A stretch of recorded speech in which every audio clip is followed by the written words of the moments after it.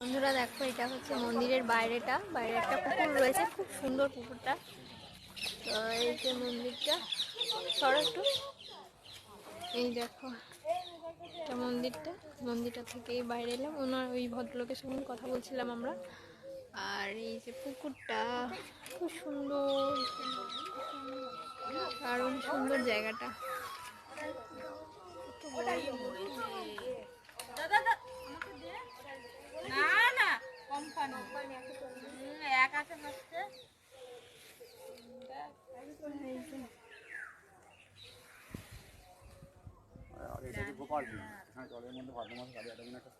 খুব সুন্দর লাগছে।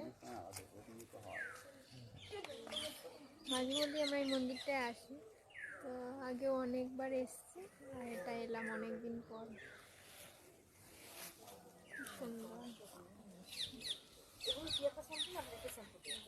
আছে গো দোকান।